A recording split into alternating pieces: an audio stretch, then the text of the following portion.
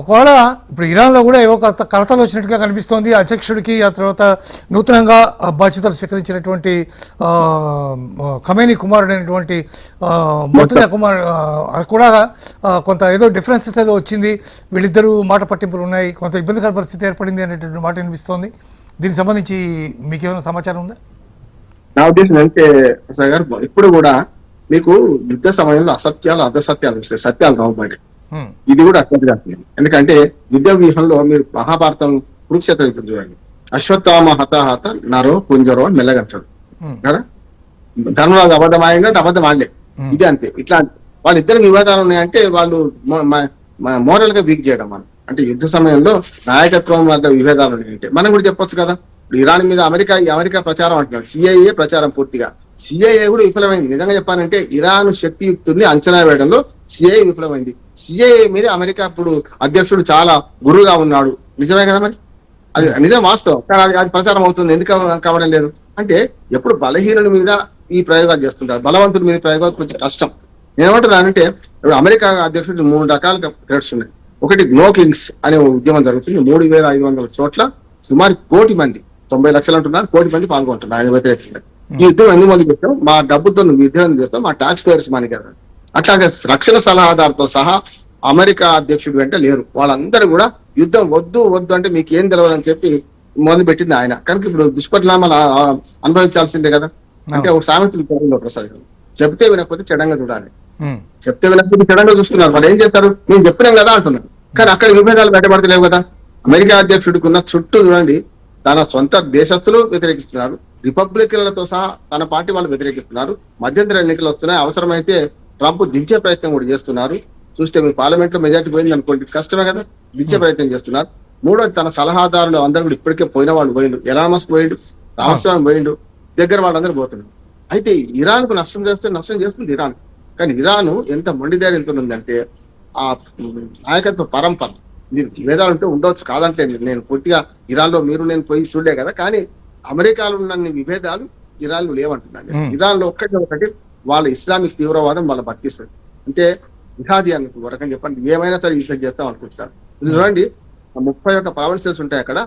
ప్రతి ప్రావిన్స్ కు మన ఎవరైతే మన దళాలు ఉన్నాయో, వీళ్ళ తీవ్రవాద దళాలు ఉన్నాయో, ఇవి కాకుండా ఇతర హోతి, మన హెజ్బుల్లా ఇట్లాంటి దళాలతో కూడా వేరే దేశాల మీద దాడి చేస్తుంది ఇప్పటికి కూడా ఇరాన్. తన సొంతంగా ఉన్న 9 లక్షల మంది దళాలు ఉన్నాయో అవన్నీ కూడా సుప్రీం కమాండర్ ఆర్డర్స్ లేకుండా ప్రాణం పోయినా వాళ్ళు యుద్ధానికి వెనక పోరు, సమస్య లేదు, యుద్ధం మునిగిపోతుంది. అంటే సుప్రీం ఆర్డర్స్, కమాండ్ నుంచి ఆర్డర్స్ రావాల్సిందే, ఆ సమన్స్ అంటారు వాటిని. ఆ సమన్స్ రాకుండా వాళ్ళు యుద్ధ వివరణ చేయరు. కానీ సమన్స్ ఎప్పుడు వస్తాయి, అధినాయకుడితో మాట్లాడాలంటే సమస్య వస్తాయి. ఇప్పటికీ ట్రంప్ ఇరాన్ యొక్క అధినాయకుడు ఎవరు గుర్తించలేదు, ఎవరితో మాట్లాడుతున్నామో చెప్తలేడు, పాకిస్తాన్ ఎవరితో మాట్లాడడం చెప్తలేదు. ఇట్లాంటి పరిస్థితులలో ఖచ్చితంగా అమెరికా ఒక అడుగు వెనక్కియాల్సిన అవసరం వస్తుందని అనుకుంటున్నాను.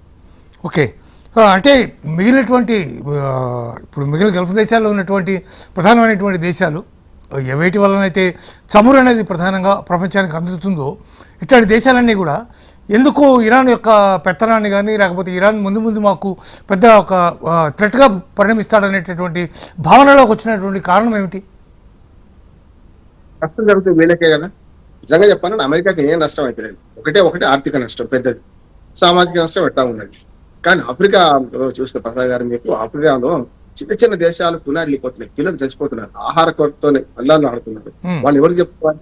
అట్లాగే ఈ 40 దేశాల మిగతా ఇప్పుడు మన బ్రిటన్ ఆధిపత్యంలో మన భారతదేశంతో కలుపుకొని 40 దేశాల్లో ఒక ప్రయత్నం, యుద్ధ విరమణ ప్రయత్నం చేస్తుంది. కానీ మొండివారు ఎవరికి వినరుతున్నారు. అందుకనే పాకిస్తాన్ మనకు అధ్యక్షుడో లేకుంటే మునీరో, ఆసిఫ్ మునీరో చెప్తే వింటట్టుంది, కానీ వీళ్ళు వినేటట్టు లేరు అనుకున్నారు. అందుకనే మిగతా 40 దేశాలలో యూరోపియన్ దేశాలు ఎక్కువ ఉన్నాయి. వీళ్ళందరూ కూడా ఏం ప్రయత్నం చేస్తున్నారు, మొట్టమొదటి వచ్చిన చమురు సంక్షోభం. ఒక రకంగా నాకు 90s లో నేను రిపోర్టింగ్ చేసిన చూసుకుంటే మీకు అప్పటి గల్ఫ్ యుద్ధం గుర్తొస్తుంది. అప్పుడు ఆ గల్ఫ్ యుద్ధం ఏదైతే అట్లాగే వస్తుంది. 90s లో వస్తే దాదాపు 36 ఏళ్ల క్రితం సంగతి చెప్తున్నాను. అట్లాగే ఆర్థిక సంక్షోభం దేశం ప్రపంచం అంతా చుట్టుముట్టింది. ఇవాళ మన పక్క దేశాలు మనం కున్నారిపోలే, కానీ పక్క దేశాలు చూసుకుంటే మనకు కూడా వచ్చే ఇంకో 2 రోజులు కొనసాగితే మనం కూడా అదే పరిస్థితికి వస్తాం. పాకిస్తాన్ లో చూసాం కదా, పెట్రోల్ డీజిల్ రేటు అడ్డగోలు పెంచి 40% పెంచి మళ్ళీ 15% తగ్గించారు. అట్లాగే శ్రీలంక చూడండి, నేపాల్ చూడండి, మన చుట్టుపక్కల దేశాలన్నీ కొనాలిపోతున్నాయి. అంతేందుకు అమెరికాలో కూడా 50% ఇంధన రేట్లు పెరిగినాయి ప్రసాద్ గారు. మనం చూస్తే ఫస్ట్ 25%, తర్వాత 40%, మళ్ళీ 50% పెంచారు. అమెరికాలో కూడా ఇంధన ధరలు పెరిగినాయి. మీ యుద్ధం కోసం మేము నష్టపోవాలి 40 దేశాలు ప్రయత్నం చేస్తున్నాయి. ఈ 40 దేశాల ప్రయత్నం అంతే ఏంటంటే హార్మోజ్ జల సంధిని తెరిపించడం వరకే, మిగతా సమస్య లేదు వాళ్ళకి. మా పట్ల మీరు వ్యతిరేకత చూపించకండి అంటే. ఇరాన్ ఏమంటుందంటే మీరు వాడి కర్ర పట్టుకొని మీరు నడుస్తున్నారు, అమెరికా అడుగుదాలో మనం నడుస్తున్నారు కనుక యూరోపియన్ కంట్రీస్ మీద మాకు ఎట్లాంటి దయా కనికరం లేదు, మీరు అనుభవించాల్సిందే అని అంటున్నాడు. అందుకనే ఎప్పుడైనా పెద్దవాడిని కొట్టే ముందు, పెద్దవాడిని కొట్టలేకపోతే ఏం చేస్తారు ఎవరైనా తల్లిదండ్రులు కానీ, చిన్నవాడు దెబ్బేస్తారు. చిన్నవాడిని కొడితే పెద్దవాడు భయపడతారని చెప్పి ఇప్పుడు ఏమైంది, చుట్టుపక్కల ఉన్న గల్ఫ్ దేశాలను దెబ్బతీస్తే అమెరికా వింటుందని ఇరాన్ విశ్వాసం. అట్లాగే తన యొక్క అమెరికా అడుగుజాలలో నడిచే నాటో కుటుంబ దేశాలు కానీ, యూరోపియన్ కంట్రీస్ కానీ వాటిని కూడా ఇట్లాంటి ఈ ఒత్తిడి పెడితే వాళ్ళు కూడా మనకు అమెరికాకు వినతి పెట్టుకుంటారు కదా, అయ్యా యుద్ధం ఆపని. కానీ ఇదంతా పనిచేస్తలేదు. ఆఖరికి ఏమైందంటే చావుకు సిద్ధమైన ఇరాను ఏమైనా సరే దీన్ని అంతిమ పరిణామం ఏమైనా సరే మేము సిద్ధమంటున్నారు. అందుకనే ఇప్పుడు రెండింటిని కాపాడుకోవాల్సిన అమెరికా డిఫెన్స్ లో అఫెన్స్ లో మొదటి నుంచి ఇరాన్ అఫెన్స్ లో ఉన్నది, అప్పటి నుంచి అఫెన్స్ లో ఉంది అంటున్నారు. ఒకవేళ అణు శక్తి కారం వాటి మీద బాంబులు వేస్తాం కూడా దానివల్ల ఏమో చచ్చేసి వస్తాను మేము కూడా, మిగతా ప్రపంచం అని చచ్చిపోతుంది కదా. అద్దాల మేడలో అందరం ఉన్నాం, అద్దాల మేడలో ఎవరు రాయి విసిరినా, ముందు రాయి ఎవరు విసిరినా తాకేది అందరికి కదా. అద్దాల మీద పగిలిపోతుంది కదా, లోపల ఉన్నవాడికి పగిలిపోతుంది, బయట ఉన్నవాడికి పగిలిపోతుంది. కనుక ఈ స్ట్రాటజీ ఇరాన్ మెయింటైన్ చేస్తుంది. ఈ అన్నిటికంటే మిగతా అన్ని స్ట్రాటజీ కంటే ఇజ్రాయెల్ స్ట్రాటజీ పెద్దది. ఇజ్రాయెల్ స్పష్టంగా ఇరాన్ మాకు అంతిమ శత్రువు, ఆఖరి పోరాటం చేస్తున్నాం, ఇరాన్ ను మళ్ళీ చావకుండా బతికించొద్దు, చావకుండా ఉండొద్దు అనే మాట అంటుంది. అంటే పాము తోక మీద కొట్టడం కాదు, పడగ మీద కొడతామని ఇజ్రాయెల్ అంటుంది. కాదు బతికే ఉండాలి కానీ తోక మీద కాదు, నడుము దాకా వెరగొడదాం, ఆ తర్వాత మనం నొంగి ఉంటుంది ఈ పాము అనేమో అమెరికా అంటుంది. అంటే ఇద్దరు సిద్ధాంతాలు కూడా ఉన్నది. అమెరికా యుద్ధం మొదలుపెట్టిన ప్రయోజనం వేరు, ఇజ్రాయెల్ యుద్ధం మొదలుపెట్టిన ప్రయోజనం వేరు. కనుక ఈ ప్రయోజనాలు వేరు అన్నప్పుడు ఈ కాన్ఫ్లిక్ట్ ఇట్లా ఉంటుంది. నిజంగా చెప్పాలంటే ఇజ్రాయెల్కి అమెరికాకే పడతలేదు అంటుందండి. మిగతా దేశాలలో ఇరాన్ లో ఏం జరుగుతుందో తర్వాత కానీ ఈ రెండు దేశాల పడపోవడం వల్ల యుద్ధ విరమణ జరుగుతలేదు. అసలు వీడబుడు ఇక్కడ పడదని నేను అనుకుంటున్నాను.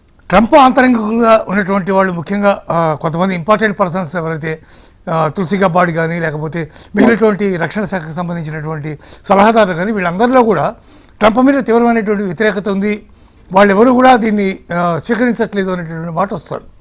మరోవైపు ఇందాక మీరు చెప్పినట్టుగా ట్రంప్ని దింపేసే ప్రయత్నాలు చేస్తున్నారు అనేటటువంటి మాట కూడా మీరు చెప్పారు ఇందాక. ఇట్లాంటి నేపథ్యంలో రాబోయేటటువంటి ఈ చిన్న ఎలక్షన్స్లో అంటే అక్కడక్కడ కొన్ని స్టేట్స్లో జరిగేటటువంటి ఎలక్షన్స్లో ట్రంప్కి వ్యతిరేకంగా ఓట్ చేసి ట్రంప్ మీద అభిశంసన చేసి ట్రంప్ని దింపేసే అవకాశాలు ఏమైనా కనిపిస్తున్నాయా? దింపకపోవచ్చు కానీ అంత దాకా ఆ ప్రమాదం అయితే ఉండదు.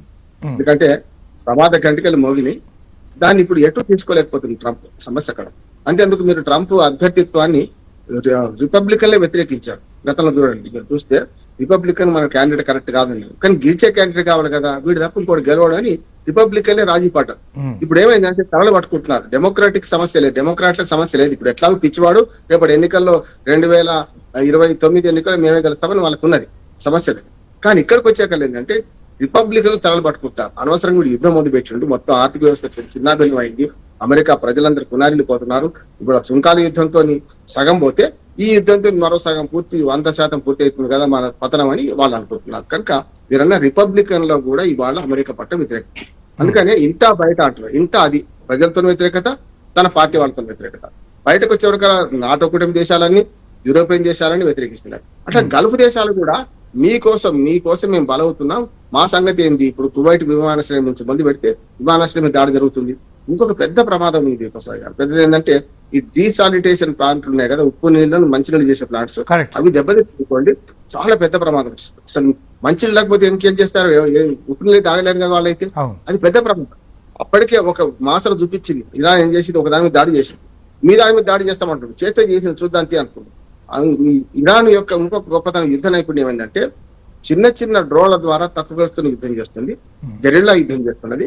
దాంతో పాటు బంకర్లలో సిటీలు నిర్మించింది. ఇరాన్ లో ఉన్న భౌగోళికమైన అంశం ఏంటంటే రాళ్ళు రప్పలు అనుకుంటాం కానీ వాటి కింద పెద్ద ఎత్తున బంకర్లు నిర్మించింది. అవసరమైతే ప్రజలను దాచే ప్రయత్నం చేస్తుంది ఇరాన్ భౌగోళికంగా, లేకుండా మన దానిలాగా. కానీ అమెరికా పనిచేయలేదు కదా.